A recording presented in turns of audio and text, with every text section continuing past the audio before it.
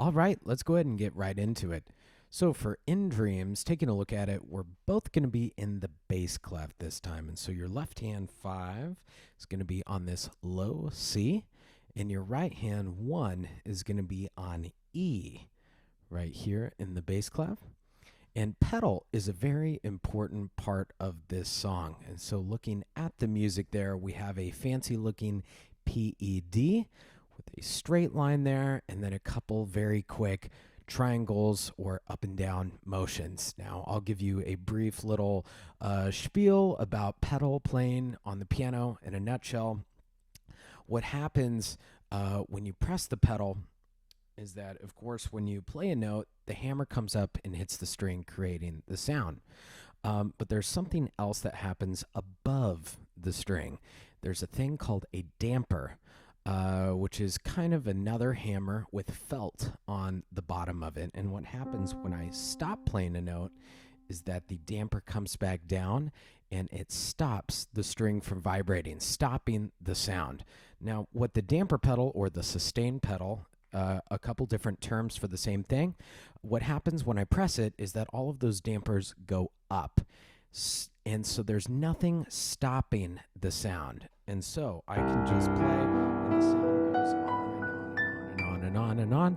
Nothing to stop it. Those dampers are not there. And so the sound just keeps going, keeps ringing until I lift up, the dampers go back down, and it stops the sound.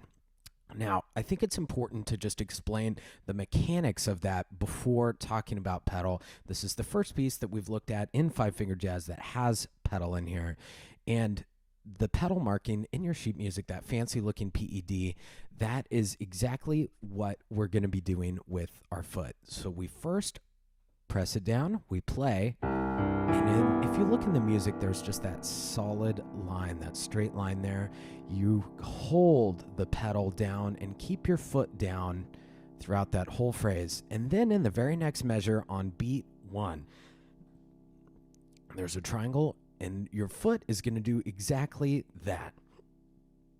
It's going to be a very quick up and down motion to release the damper pedals and then put them back up. And so what that happens, what does, is it clears out the sound like that to where there's just, you're only hearing these 4 notes, and then I clear it out, and then I'm only hearing these 4 notes. It's a very pure, very clear. If I don't do that, if I just play constant, then okay, it sounds kind of nice, but it gets muddy. Everything is jumbled together and it creates kind of a mess. Now, the trick is, where do we lift up on our foot? Where is that fast up and down motion? And it happens at exactly the same point as your first note of every measure. So I like to count eighth notes for this. We're going to be using straight eighth notes here. 1 and 2 and 3, 4, up, down, 2, 3, 4, up, down, 2, 3. And if you notice, I'm doing that up, down the exact same point that I'm hitting this very first note. Up, down. My right hand is going to be kind of what my foot does, so 2, 3, 4, up, down. It happens at the exact same point that I play that note. If I pedal too early, this is what happens. There's a break in the sound there, and that's what we're trying to avoid with the pedal. The pedal is for very long, very smooth, very connected phrases, lots of sound. And so we're wanting to hit it at the exact point. Pedal, 2, 3, 4. Pedal, 2 and 3 and 4. Pedal, 2 and 3 and 4. And the pedal can also help us do something else in this piece and other pieces. It can help us move our hands and hide those hand position movements. Because the sound is continuing, I'm not actually playing the notes. I can do whatever I want with these hands. And so it's great for moving and changing hand positions, hiding that motion. And so I want you to look at where I move my hands to this next chord. Move. I don't need to hold on, move. I don't need to hold. I know that it's written as a half note there, but I don't need to hold my hands in that position. The pedal does it for me, and that allows me a little bit more time to find my next hand position. This is a very important tip and trick for this piece since there is a lot of hand motion. And this piece deals with mostly very small movements happening in parallel. Take, for instance, this very first bar, and then both of my hands are going to go up a skip. There's a step, here's a skip. Now my right hand's going to stay there, my left hand's going to go down. And so this piece is all based off of 5 finger positions working together and very, very small changes, very subtle variations on that to create these really nice, fun harmonies that are easy to play. And I know that I spent a lot of time on that, but I really do think that it is important to talk about the mechanics of the piano, what's happening when you press that pedal, and how to go about it. I think it can help you understand how to play the pedal, not in this piece, or not only in this piece, but in other pieces that you're going to run into. And so if you take a look at this, let's get back to In Dreams. If you look, the first 2 measures of each phrase, measures 1 and 2, 5 and 6, 9 and 10, 13, 14, are basically the same. Those are, you can think of them as kind of the question phrases, and the answer phrases are really what changes here. And so recognizing those repetitions, recognizing those patterns in music can really help speed up the learning process as you do this. Something else I wanted to talk about within Dreams is that this is a different type of piece. It sounds very modern. And the reason why that is almost like a soundtrack to a movie or a video game or something. This piece doesn't have a melody like we're used to seeing in some of our other pieces. This is more of a texture piece. We're creating lots and lots of colors with subtle differences in the harmony. And Bach has a super famous one called the Prelude in C, right? Now, this one, again, it doesn't really have a melody, so to speak, but it's the exact same rhythm throughout the tune, and it's just very subtle changes in the harmony and in the chords that you're playing that makes it beautiful. It's creating a nice color palette instead of like a song or a tune that we can hum like a melody. This is a very similar type of thing.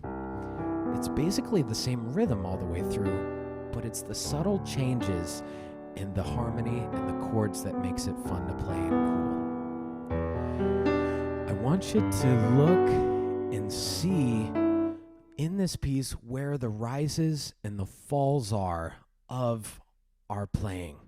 Typically, and we've talked about this before, typically I like the higher notes of the phrase to crescendo. Those should be thought of as the climax of the phrase. So if we look at maybe measures 5, 6, 7, 8. We start out low, we get higher, and then we get really high, and then we drop down. And that type of arc is exactly how I want this to be played dynamically. Softer, louder, leading into this part. That's our climax. And then back down again. And so it has this kind of swell, this arc shape with the dynamics, and it makes it a lot more interesting to listen to. I would encourage you to try that out this week, even if there's not any specific dynamic markings written in. Try your own, experiment with this. I want to talk about the second page a little bit. 17 is really a departure from the first page. It's dealing with a new set of harmonies, and what's happening here is the right hand is playing the exact same 2 notes, this C, G, C, and same rhythm as what we've seen before, but the left hand is just moving 1 note, maybe 2 notes, to create very fresh, very cool harmonies there. And so there's not a lot of movement happening, but there's cool color changes in this. What's happening in 26 is kind of like the beginning, but instead, right hand is going to be up an octave, so we're going to be on this E here. And then we go back down. Now, check this out. And we just let that hold. Now in 33, this is cool. This is our ending here. I'm going to repedal because there's that little triangle there, that quick up and down motion with your hand. My left hand is going to play E and B. My right hand, G, A, D. Now my left hand's going to go over my right, play this F sharp. My right hand's going to go under, play G, A, D again. My left hand's going to go over, play this F sharp. And if you wanted to, you could even do another round. G, A, D, F sharp.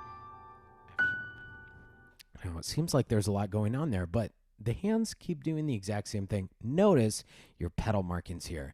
There is no quick up and down motion. We are holding it, holding it, holding it all the way throughout there. If we don't hold it, then it sounds like this.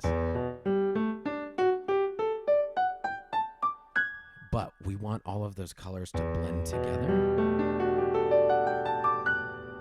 That's what makes this cool. And it's not hard. So your right hand keeps playing G, A, D, 1, 2, 5, and then I just go up an octave. 1, 2, 5, and then if you wanted to, you can even add another one. 1, 2, 5. It's the exact same 3 notes every time. G, A, D, G, A, D, G, A, D. Now my left hand is doing the exact same thing too. I'm just playing F sharp. I'm going up an octave, F sharp, going up an octave, F sharp. And so together, left, right, over, under, over, under, over. So this kind of balancing act, this left hand, right hand, over, under. And here's what it sounds like together at real tempo. You can get a little slower here. And don't release the pedal away. That is, we want all of the sound to just shimmer and ring for a little bit. And